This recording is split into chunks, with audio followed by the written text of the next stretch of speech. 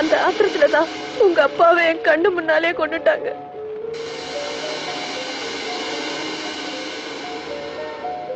உன் மக உயிரோட அமெரிக்கா போகணும்னு இது யாருக்கிட்டையும் சொல்லக்கூடாதுன்னு மிரட்டினாங்க. அன்னைக்கு எழுந்த என் மகனை இன்னைக்கு மறுபடியும் பாப்பேன்னு நான் கொஞ்சம் கூட எதிர்பார்க்கல. என் அப்பாவை கொன்னவங்களுக்கு சரியான பதில் கொடுக்கிற வரைக்கும் நீங்க சுயநிலைக்கு வந்ததா யாருக்கும் காட்டிக்க வேண்டாம். உங்களுக்கு இந்த விஷயம் தெரிஞ்சா என் வேஷத்தை நானே கலைக்கிற வரைக்கும் அவங்க இல்ல யாராலையும் கண்டுபிடிக்க முடியாது. நான் சொல்றத நம்புங்க. என் கூட பிறந்த தம்பிதான். என் பொண்டாட்டி இது வரைக்கும் என்கிட்ட எந்த விஷயத்தையும் மறைச்சதில்ல. அவ கூட பிறந்த தம்பிதான். நீங்க கவலைப்படாதீங்க, அசத்தான விஷயம் நம்ம கையில இருக்கு. அவன் யாருங்கிற உண்மை இப்ப தெரிஞ்சிடும். இது உன் குழந்தையா இருந்தா அவன் யாருங்கிற உண்மையை சொல்லு. இது உன் குழந்தை இல்லைன்னா இதுக்கப்புறமா உண்மையை சொல்லு. வேண்டாம், எனக்கு குழந்தை ஒண்ணு செஞ்சிடாதீங்க.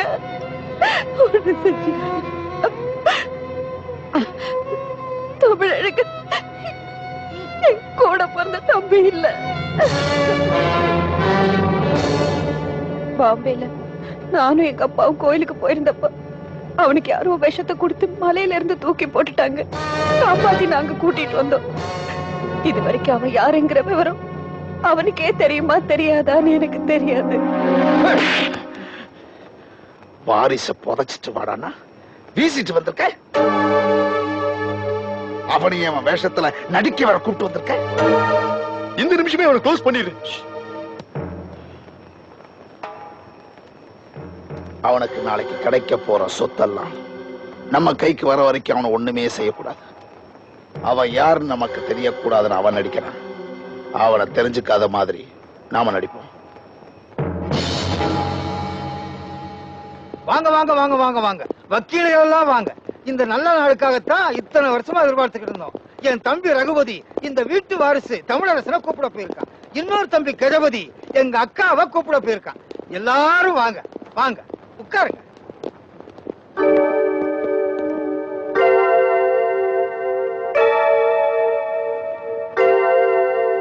முதல்ல உங்க அம்மாவை கையெழுத்து போட சொல்லுவாங்க. அப்புறம் உன்னை கையெழுத்து போட சொல்லுவாங்க. 2 பேரும் கையெழுத்து போட்டதுக்கு அப்புறம் சொத்தை உன்கிட்ட ஒப்படைப்பாங்க. நீ சொல்றதை செய்யற பரம்பரையா இருந்ததுன்னா எல்லா சொத்தையும் என்கிட்ட ஒப்படைச்சிட்டு உனக்கு சேர வேண்டியதை நீ எடுத்துட்டு போ. அக்கா அம்மா அம்மா அக்கா பாருங்க அக்கா என்னால பொறுக்க முடியல. சோகமா இல்லப்பா.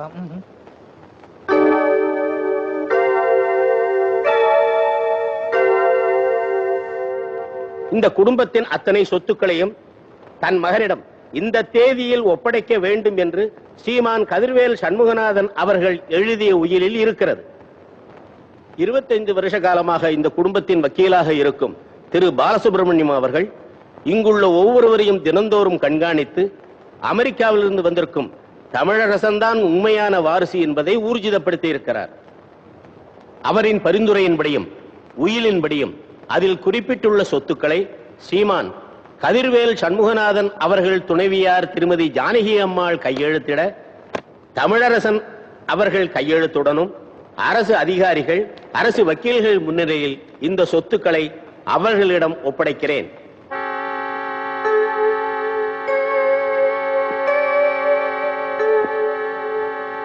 இந்த கையெழுத்து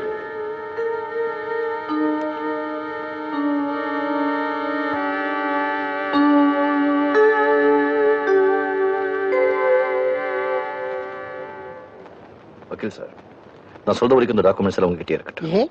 என் பேர்ல இருக்கிற இந்த சொத்து எல்லாம் நான் இன்னொருத்தர் பேர்ல எழுத போறேன். வாங்க வாங்க வாங்க வாங்க. சொல்றத செய்யற பரம்பரை நீ.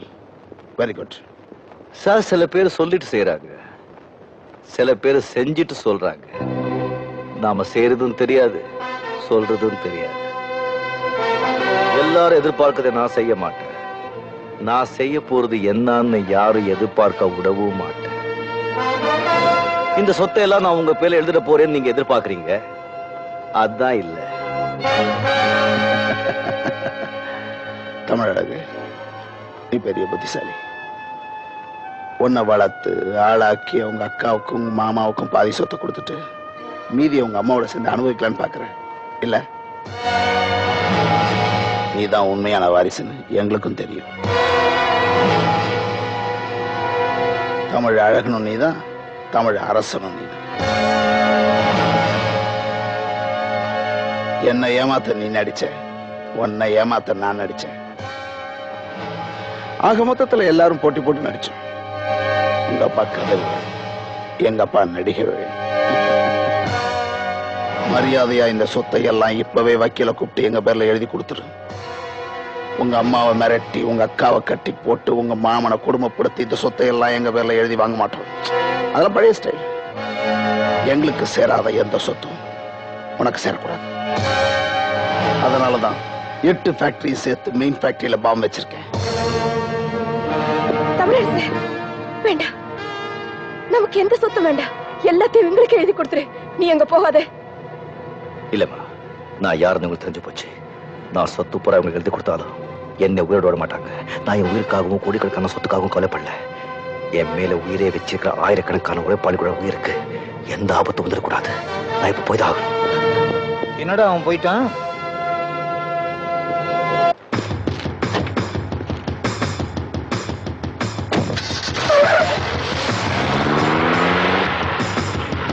ஹலோ துரியோதன், தமிழரசு இங்க இருந்து புறப்பட்டான். அவன் உயிரோட ஃபேக்டரிக்கு போக கூடாது. கவலைப்படாதீங்க, அவன் உயிரோட போக முடியாது. இன்னும் 1/2 மணி நேரத்துல நான் ஃபேக்டரியில வச்சிருக்கிற டைம் பாம்புல 30ன்னு வரும்போது ஃபேக்டரியை வெடிச்சு தூள் தூளா போயிடும்.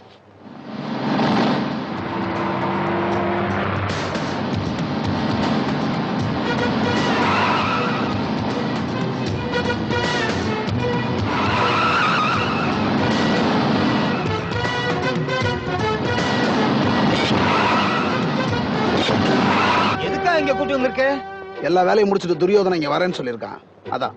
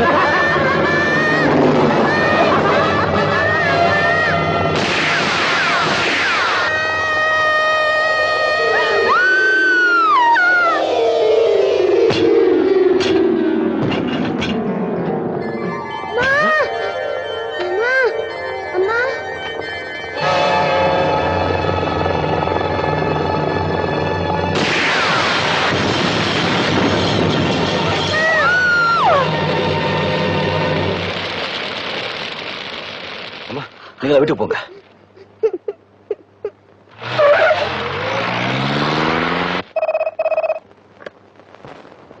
ஹலோ, என்ன விஷயம்? இனிமே நம்ம ஒரு நிமிஷம் கூட இங்க இருக்க கூடாது. ஏன்? தமிழருக்கு ஜெயிச்சுட்டான்.